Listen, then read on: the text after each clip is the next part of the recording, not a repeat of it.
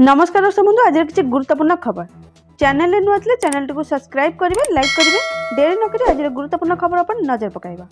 आज प्रथम खबर आसला पाणीपाग को नहीं बड़ अपडेट जारी रही शीतर प्रकोप प्रबल ठंडारे थरुची पूरा ओडिशा। संपूर्ण खबर राज्य में जारी रही शीतर लहरी आसंता 24 घंटे तापमात्रा कौन परिवर्तन संभावना नहीं। तेबे आसंता काली ठारू शीत कमिबो। सर्वनिम्न तापमात्रा 2 ରୁ 3 डिग्री वृद्धि होबार संभावना रही। एपटे आज कुहुड़ीर प्रभाव रहिबो। अनुगुल सुंदरगढ़ कंधमाल एवं कोरापुट जिले में हालुकार मध्यम धरनर कुहुड़ी रहिबा संभावना थिया बेले पूर्वानुमान करा जायछि। पाणीपाग विभाग पक्षरु 10 डिग्री तले 9 सहरर तापमात्रा। सबुठु अधिक जाड़े थरुची कंधमाल जिलार उदयगिरी विशेषकर अनुगुल ढेंकानाल खोर्धा कटक गंजाम गजपति नयगढ़ केउंझर मयूरभंज में कुहुड़ीर संभावना रही। तेबे आगामी 7 दिन राज्य में पाग मुख्यतः सुखिला रहियो बोली पाणीपाग विभाग पक्षरु पूर्वानुमान करा जायछि, जहाकी सूचना मिली। परवर्ती सूचना सुभद्रा योजना को नहीं आसला बड़ अपडेट। जानुआरी 15 पर सुभद्रा टंका। संपूर्ण खबर सुभद्रा योजनार प्रथम किस्तीर चतुर्थ पर्याय टंका जानुआरी 15 तारिख पर मिलिबो। उपमुख्यमंत्री प्रभाती परिड़ा यही सूचना देइचंती। तेबे एने निर्दिष्ट तारीख घोषणा करा जाय नहीं।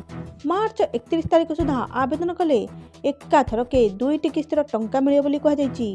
सुभद्रा टंका पई आवेदन शेष तारीख मार्च 31 पर्यंत वृद्धि पई गतकाली राज्य कैबिनेट निष्पत्ति नैथिले। सूचना मुताबक सरकारी स्तर में जांच सह त्रुटिर संशोधन करा जाउछि। जांच और संशोधन प्रक्रिया जनवरी 15 पर्यंत चलिबो। जांच पर तुरंत तालिका प्रस्तुत करा जिवो।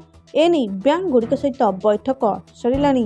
जहार 5 एकर जमी अछि बा नाही एही द्वंद्व पई डिसेंबर 30 तारिख जाए समय दिया जाइथिया बेले वर्तमान एही समय अवधि को जानुआरी 15 जाए वृद्धि कर सूचना मिली। परवर्ती सूचना राशन कार्ड को नहीं आसला बड़ अपडेट। पुणी बढ़िला केवाईसी अवधि। संपूर्ण खबर राशन कार्ड को नहीं आसी बड़ अपडेट सामना को पुणी बढ़ाई केवाईसी अवधि। ए जाए सबु हिताधिकारी केवाईसी अपडेट करनथवारु सरकार पुणी थरे एही अवधि को बढ़ाई देइचंती।